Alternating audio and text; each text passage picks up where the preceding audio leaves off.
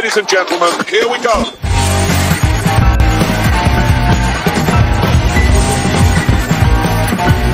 Harland company থেকে উদ্বোধন করলেন ঢাকা ক্যাপিটালস নামের লোগো বিপিএল দলের জন্য শাকিব খান। তার সাথেই প্রকাশিত হয়েছে 15 সেকেন্ডের একটি ভিডিও, যা ভাইরাল হয়েছে। 2025 সালে বিপিএল এ ঢাকা ক্যাপিটালস নামে অংশগ্রহণ করবে শাকিব খান। সন্ধ্যায় লোগোটি উন্মোচন করেন। তবে বাংলাদেশের সিনেমার জগতের সুপারস্টার শাকিব খানের কসমেটিক্স ব্র্যান্ড রিমা হারল্যান্ডের মালিকানায় আসন্ন বাংলাদেশ প্রিমিয়ার লিগে নতুন দলের নাম ঘোষণা করেছে। এই বছরে বিপিএল এ ঢাকা ক্যাপিটালস নামে অংশগ্রহণ করবে শাকিবের দল। দীর্ঘদিন ধরেই বিপিএল এ যুক্ত হওয়ার কথা প্রকাশ করেছিলেন শাকিব খান।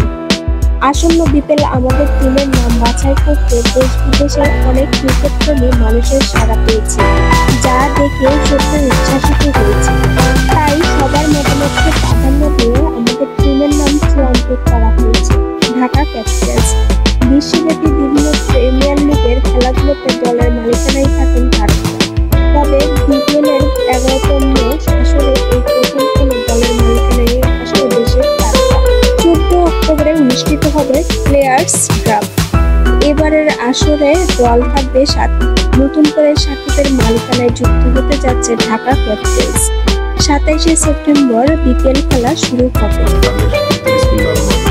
বর্তমান সময়ে রায়হান রাফি জনপ্রিয় নির্মাতা হলেও ধীরগতিতে বের হয়ে আসছে তার টাকা পয়সা।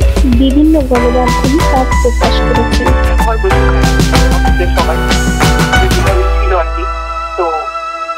আমি বের হয়ে আসছি এখান থেকে। তারপর ওরা আমাকে ডাকছে, আমি যখন যাইনি তখন আমার বাসায় কল দিয়ে বলতো যে আমি ওর নামে মামলা করবো। দেশ টিভির মাধ্যমে জানা গিয়েছে যে মেয়েটির নামে মামলা করা হয়েছে এবং টাকা আদায় করতে চেয়েছেন রায়হান রাফি ও তার দল। মেয়েটি জানিয়েছেন চাকরির সময় ফর্মালিটি বলে জাস্ট এগ্রিমেন্টে সই করিয়ে নেন।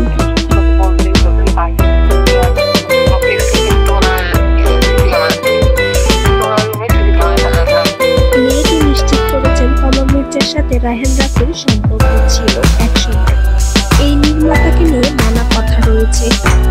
তারপরে তিনি তুফান 2 সিনেমার করার পর নাকি দেব এবং জিৎ তার সাথে কাজ করার কথা জানিয়েছেন, কিন্তু দেব স্ট্যাটাসের মাধ্যমে সম্পূর্ণ কথা বলেছেন তিনি আমাদের সাথে কাজ করার কোনো কথাই হয়নি।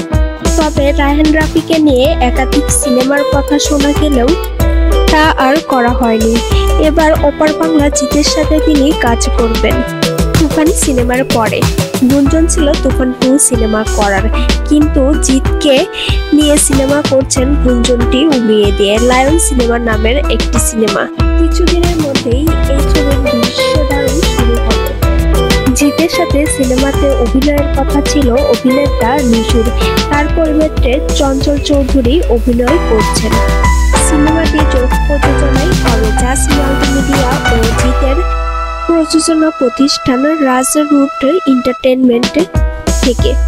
শোনা যাচ্ছে এই সিনেমাটি মুক্তি পাবে 2025 সালের যে কোনো ঈদে।